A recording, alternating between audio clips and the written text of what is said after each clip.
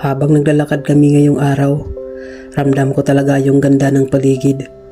Yung hangin na malamig, yung araw na hindi masakit sa balat, at yung katahimikan na parang nagbibigay ng bagong lakas sa puso. Ang sarap lang sa pakiramdam na may mga ganitong sandali. Simple pero ang gaan sa loob.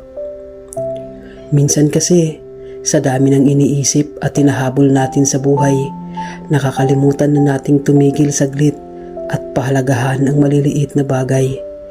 Yung simpleng paglalakad, yung tanawin, at yung katahimikan na parang nagsasabi, "Hoy, huminga ka muna."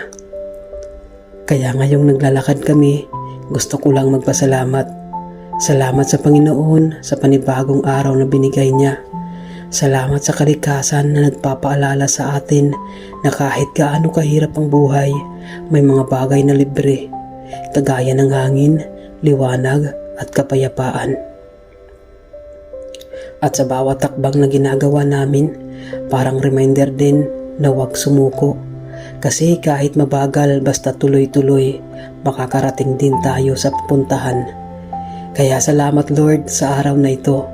At salamat sa mga simpleng bagay na bumubuo ng totoong kaligayahan.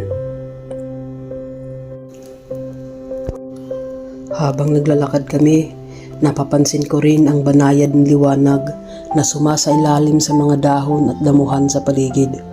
Ang bawat kulay ng umaga mula sa gintong sinag ng araw hanggang sa malamig na lilim ng mga puno ay parang paalala na may bagong simula sa bawat araw.